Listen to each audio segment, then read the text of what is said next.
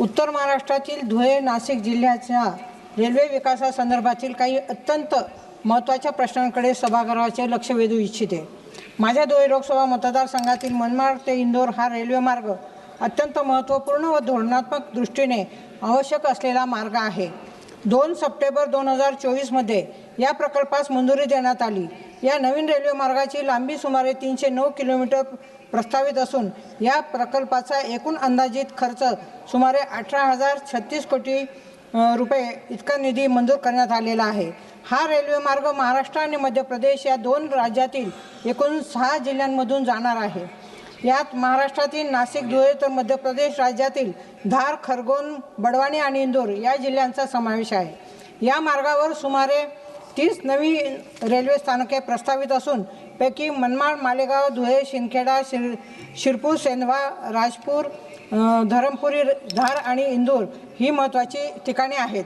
सदर प्रकल्पाच्या भूसंपादन प्रक्रियेत अडचणी येत असून शेतकऱ्यांना व नागरिकांना कमी मोबदला दिला जात असल्याच्या तक्रारी सातत्याने येत असून या संदर्भात आंदोलने देखील सुरू आहेत। शेतकऱ्यांमध्ये संभ्रम, चिंता व असुरक्षितता निर्माण झाली आहे।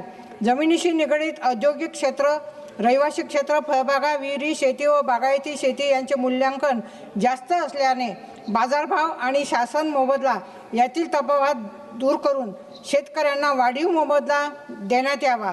आजचा रेडी रेकनरच्या 4 पटीने भाव द्यावा अशी सर्वांची मागणी आहे। जिल्हाधिकारी यांच्या अध्यक्षतेखाली एक समिती स्थापन करण्याचा निर्णय 24 फेब्रुवारी 2026 रोजी घेण्यात आला आहे। या समितीची बैठक लवकरात लवकर घेऊन सर्व शेतकऱ्यांना विश्वासात घेऊन संभ्रम दूर करावा।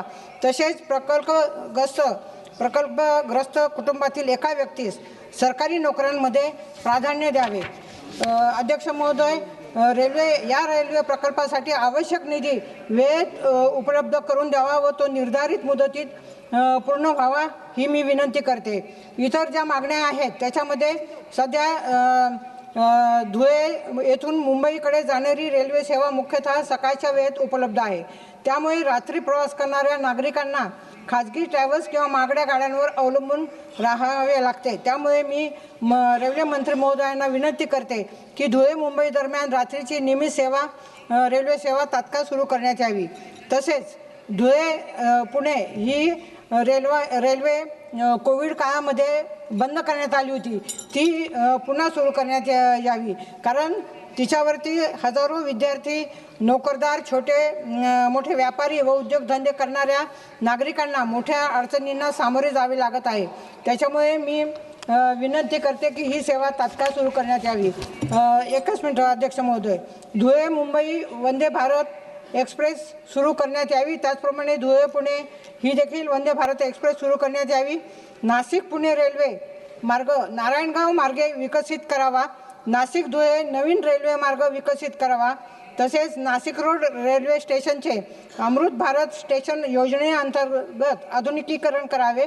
तसेच उत्तर महाराष्ट्रात कृषी मालवाहतूक टर्मिनल लासलगाव व नरडाणा येथे उभारावे आणि नागपूर अहमदाबाद प्रेरणा express, Surat Bhagalpur express, Puri Ahmedabad express या लांब पल्ल्याच्या रेल्वे गाड्यांना शिंदखेडा स्टेशनवरती थांबा देण्यात यावा। ही सर्व कामे पूर्ण झाल्यास उत्तर महाराष्ट्र हा देशातील एक महत्त्वाचा आर्थिक आणि लॉजिस्टिक कॉरिडॉर म्हणून विकसित होईल। माननीय रेल्वे मंत्री या मागण्यांचा सकारात्मक विचार करतील अशी मला खात्री आहे। धन्यवाद अध्यक्ष महोदय।